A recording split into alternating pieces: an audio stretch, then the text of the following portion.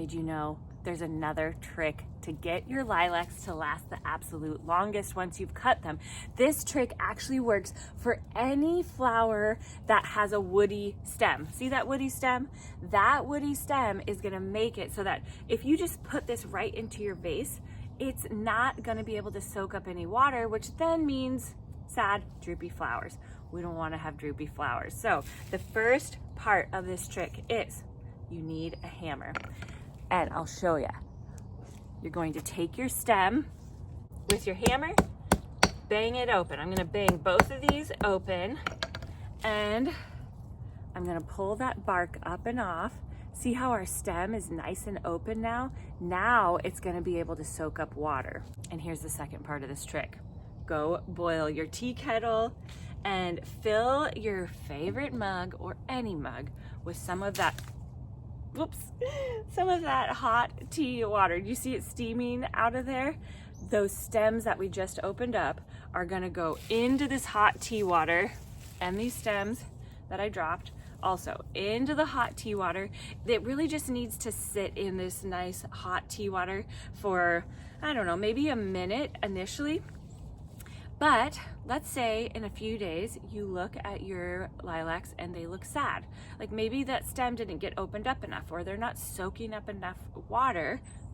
Do the hot water trick again. Cut the stem fresh, bang it, and then put it in hot water again. It is the coolest trick. I have done this. I do this with all sorts of flowers, especially when we're working and doing any like floral design for weddings or events. A lot of times the flowers that we get, if we're having to order them from the market and they're not fresh from our local growers, a lot of times those flowers, their stems have gotten closed up in transit.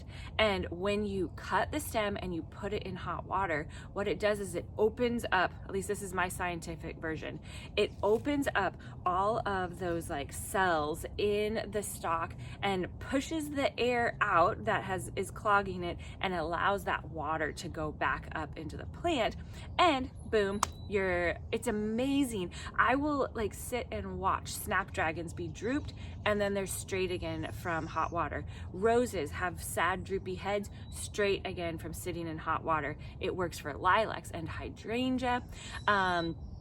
I haven't tried it yet on some of the spring blooms, but I'll let you know if I give it a go and it works. I've heard people love doing it with their dahlias. The hot water does this amazing thing to like opening up the stem and keeping it open so that you can have the longest vase life with your flowers. So make sure you do the hammer trick.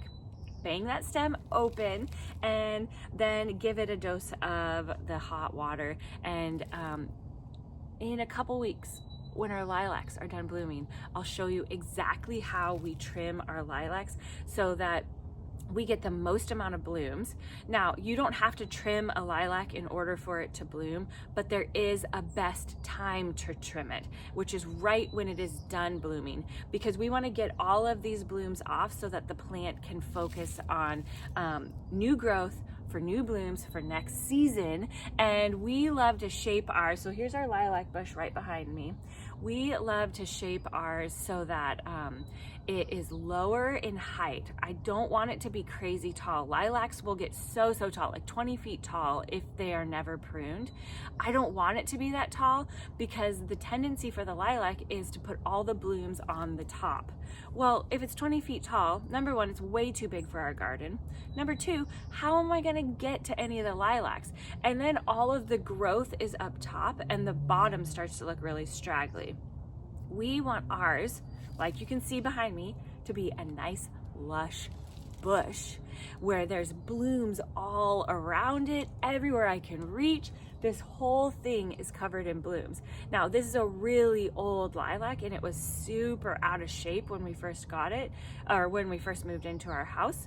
And so little by little over the years, we have been cutting out the big chunks and helping bring the height down. I'll show you exactly how to do it when we get to that point this spring. But for now, let's enjoy our lilac blooms. And we're so glad that you're here in the garden with us.